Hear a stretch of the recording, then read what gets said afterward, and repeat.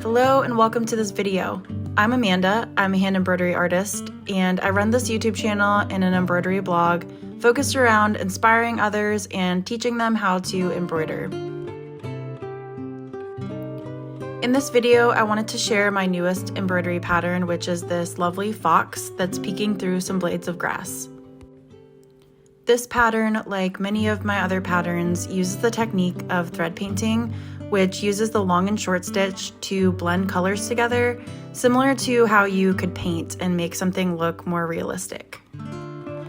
This fox pattern is available in the month of February for my patrons on Patreon. If you subscribe to Patreon, you'll get a new pattern every month, and it's $8 a month, which is discounted off of my usual embroidery pattern prices. But if you aren't interested in monthly patterns and you just want this pattern, I will also leave a link to my Etsy shop where I have it available for purchase.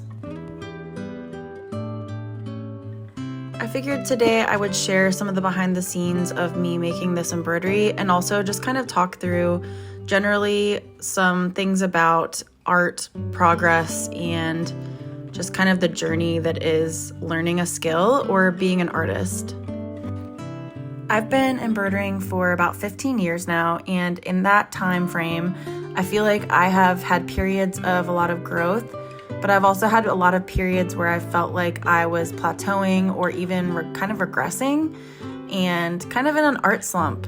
Maybe you're a little bit uninspired, or maybe you're feeling kind of discouraged because you feel like you've been trying and practicing really hard, but you just don't really feel like you're getting where you want to go. This video, I just kind of wanted to discuss and share things that have personally helped me to kind of keep going and keep things in perspective. That being said, I've definitely had times where I've been way too critical on myself and I've had kind of a negative attitude towards things. So I definitely don't want to paint this in a light where I'm perfect and I've never struggled before with all of this.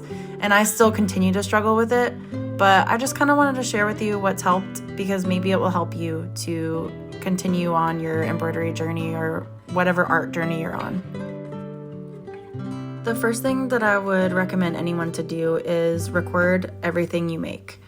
I have so many photos over the years of things that I've done, and I've kept all of them, and I'm really grateful that I did, because I am able to look back on things that I did, that I'm proud of, but also I'm able to compare my progress and see the progress just looking at something I made 6 months ago or a year ago versus something I did in present day.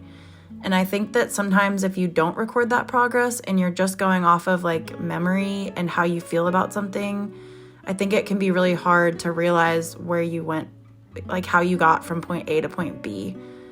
And I think it can be really hard to be very fixated on all of the flaws and how something could be even better, which I don't think is the worst thing ever. I think it's good to always be open for feedback and for improvement on something, but I do think that sometimes you do need to see things in a positive light to kind of keep yourself going and encourage yourself.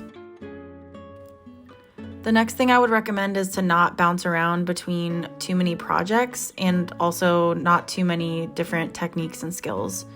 So if you're trying to learn some sort of embroidery technique, whether it be thread painting or more modern surface embroidery that's a little bit more like minimalist looking, I would recommend focusing on that and that only for a while. I don't think that you should be running yourself ragged to where you're getting burnt out over it, but I think that you should try to keep that in mind when you pick up your embroidery, to think about like what your goal is basically. And that leads me to the next tip, which would be to set small goals for yourself. I think this is good in any part of your life, and I have a really hard time doing this sometimes.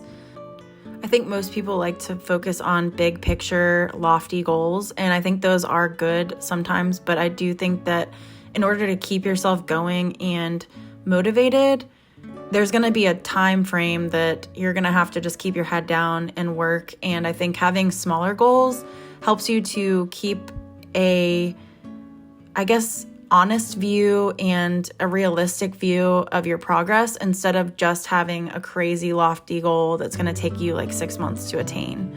So I think having goals that are a little bit smaller and more doable will help you to stay motivated as well. This could be something like, I want to finish my first thread painting project, or I want to learn these 3 stitches this week and really get good at them and make them look really nice. Once you have decided on what short-term goals would be realistic for you to achieve in a shorter period of time, I would recommend writing them down. That way you don't forget about them, but also just to kind of remind yourself that these are what you want to work on. And also, it's really satisfying to be able to check those off and say that you did that once you actually complete them. The final thing that I would recommend is to try not to compare yourself too much to other artists. I think it can be awesome to, consume other artists' work and see how they are doing things and just generally enjoy it and admire it. But I think sometimes, I know I have to remind myself to not compare my journey to someone else's journey, because you don't really know how long they've been working on it, how many times they drafted something up and failed before they posted that beautiful masterpiece that is on Instagram. So I think just trying to keep that in mind and just focusing on your journey and your journey alone. If you're making progress and you're enjoying the process, then that's all that matters. And I hope that some of these tips help you, and I would love it if you have a tip that you'd like to share in the comments for everyone. What helps you to keep yourself from being too discouraged and also to just make progress in the way that you want to make progress?